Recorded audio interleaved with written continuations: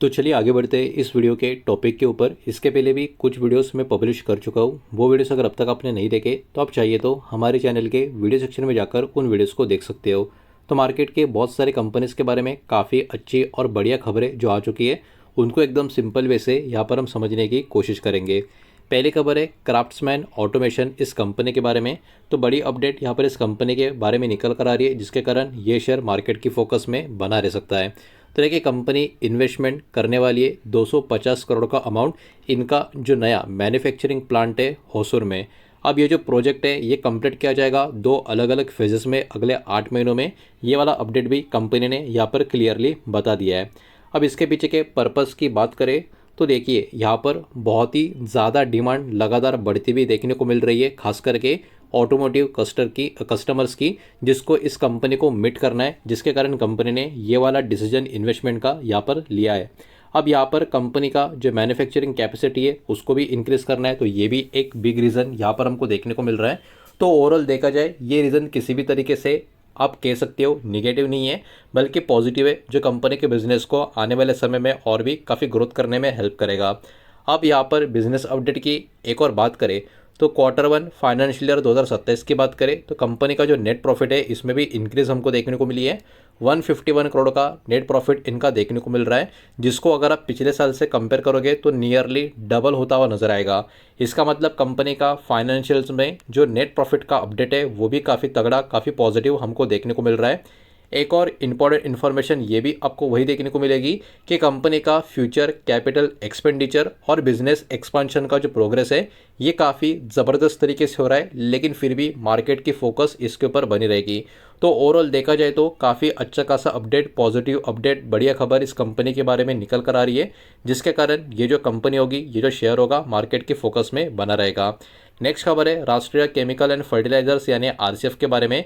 तो यहाँ पर एक्चुअली बहुत ही बड़ी अपडेट देखने को ये मिल रही है कि आरसीएफ और गेल इंडिया, अब गेल का स्टॉक भी मार्केट में लिस्टेड है तो उसके ऊपर भी आप नज़र रख सकते हो। तो आरसीएफ और गेल इंडिया ने साइनिंग कर लिया है एग्रीमेंट, जिसके अंतर्गत ये लोग बिल्ड करेंगे 1.27 मिलियन टन पर एनम का gas base urea plant Maharashtra में।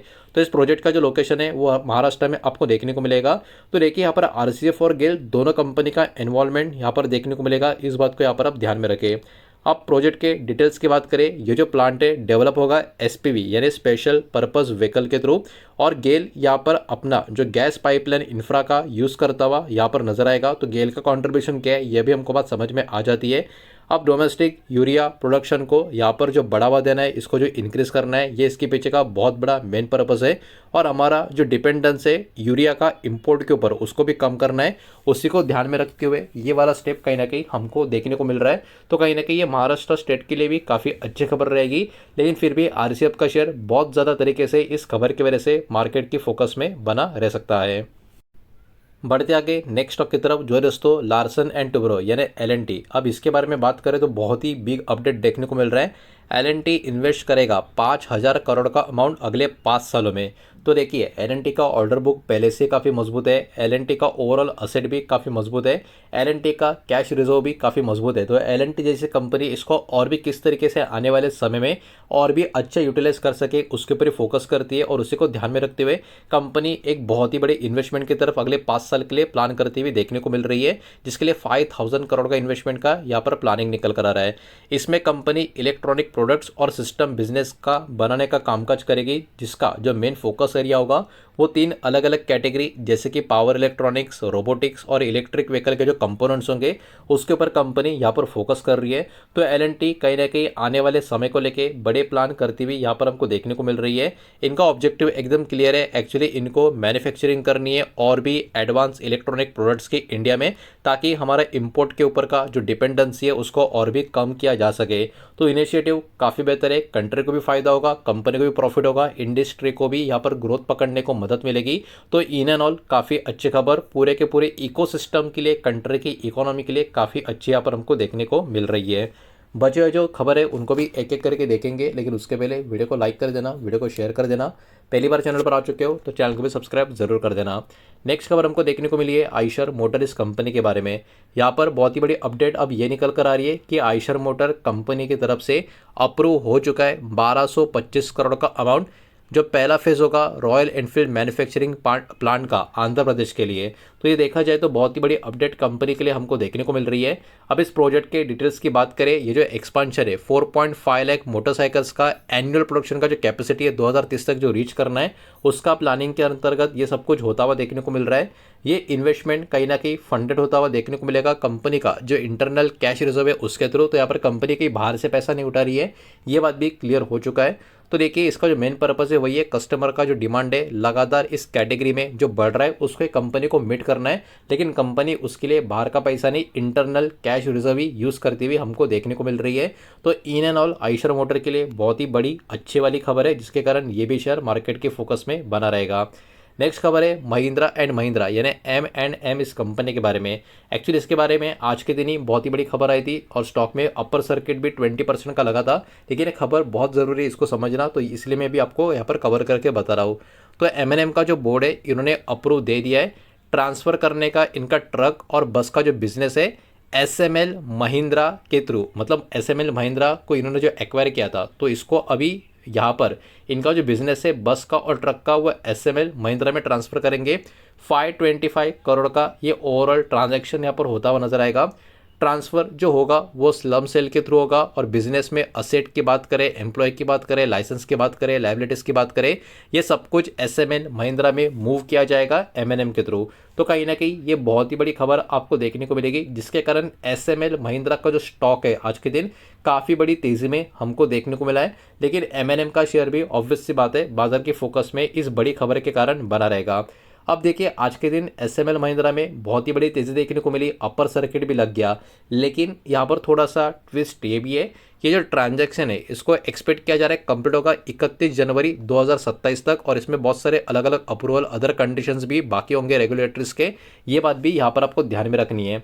तो SML महिंद्रा में आज बहुत बड़ी तेज़ी देखने को मिली, हो सकता है कल के दिन गिरावट भी देखने को मिले, लेकिन एक खबर बहुत अच्छी है, जिस प्रकार के इसमें डेवलपमेंट आने वाले समय में आते रहेंगे हो सकता है दोनों कंपनी के स्टॉक में एक तेज़ी का इन बिटवीन फोकस भी बना रहेगा, इसलिए ये वाला शेयर मार्केट के फोकस में बना रहेगा। अब इसके बैकग्राउंड की बात करें तो अगस्त 2025 में M&M ने एक्वायर किया था कंट्रोलिंग स्टेक SML Isuzu का, जिसका नाम चेंज होकर अभी SML महिंद्रा हो चुका है।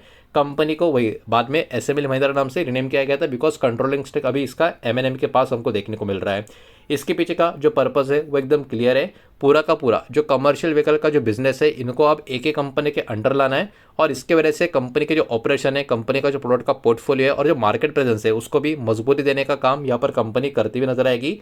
दोनों ब्रांड कंटिन्यू करेंगे, ऑपरेट करेंगे इनके सेपरेट आइडेंटिटी के हिसाब से, ये बात भी यहाँ पर एकदम क्लियरली देखने को मिल रही है। तो हो सके तो आप भी इन दोनों शेयर्स के ऊपर अपने अपने तरीके से नज़र रखने की कोशिश चाहिए तो कर सकते हो। नेक्स्ट और आखिरी स्टॉक है दोस्तों HDFC बैंक का। बहुत समय के बाद HDFC बैंक के बारे में थोड़ी सी अच्छी खबर आती हुई हमको देखने को मिल रही है। HDFC बैंक की बात करें तो इन्होंने कंप्लीट कर लिया है इंटरनल रिव्यू, जिसका कनेक्शन MSRDC डिपॉजिट केस के कनेक्शन में हमको देखने को मिल रहा था। अब इसमें फाइंडिंग क्या क्या निकल कर आई है, जो इन्वेस्टिगेशन हुई थी उसमें किसी भी प्रकार का एविडेंस फ्रॉड का नहीं मिला है, रॉन्गफुल इंटेंशन या पर्सनल गेन का भी कोई यहाँ पर एविडेंस नहीं मिला है। तो देखा जाए तो ये HDFC बैंक के लिए बहुत ही बड़ी गुड न्यूज़ है। The review mention business overreach by employees but not dishonest conduct. तो ओवरऑल देखा जाए फाइंडिंग्स बैंक के लिए काफ़ी पॉजिटिव यहाँ पर हमको देखने को मिल रही है। किसी भी प्रकार का कोई भी फ्रॉड या अलग अलग तरीके का या गलत तरीके का कोई इंटेंशन यहाँ पर इस पर्टिकुलर इन्वेस्टिगेशन में आया नहीं है। तो ये ओवरऑल बैंक के लिए काफ़ी अच्छी बात है, और इसी को ध्यान में रखते हुए ग्लोबल ब्रोकिंग कंपनी या फर्म आप कह सकते हो मैक्वेरी ने इस स्टॉक के ऊपर अपना कवरेज देकर आउट परफॉर्म का रेटिंग अपना मेंटेन किया है, और स्टॉक के ऊपर का टारगेट 1150 का यहाँ पर देके रखा है, जो करंट मार्केट प्राइस के कंपेयर में स्टॉक में काफ़ी बड़ी तेज़ी यहाँ पर इंडिकेट करने की कोशिश कर रहा है। तो इस कारण ये भी शेयर मार्केट की फोकस में कहीं ना कहीं यहाँ पर बना रह सकता है, जिसके कारण ये भी शेयर के ऊपर बाजार की नज़रें कहीं ना कहीं बनी रहेगी। तो यही सारा डेटा था जो इस वीडियो के माध्यम से आपके सामने प्रेजेंट करना था। जो भी डेटा मैंने आपके सामने प्रेजेंट किया है सब कुछ एजुकेशनल, इन्फॉर्मेशनल, न्यूज़ पर्पस के हिसाब से ही है। किसी भी तरीके का इन्वेस्टमेंट का एडवाइस या स्टॉक का रिकमेंडेशन मैं आपको दे रहा नहीं हूँ, ना ही मैंने आपको दिया है। इस बात को भी यहाँ पर आप ध्यान में रखें। उम्मीद करता हूँ वीडियो समझ आया होगा, पसंद आया होगा तो वीडियो को लाइक करें, दूसरा शेयर करें। पहली बार चैनल पर आ चुके हो तो सब्सक्राइब भी कर देना, और कोई भी स्टॉक में निवेश करने से पहले खुद की स्टडी रिसर्च जरूर करें, फाइनेंशियल एडवाइजर की सलाह जरूर लें। मिलते हैं नेक्स्ट वीडियो में, धन्यवाद।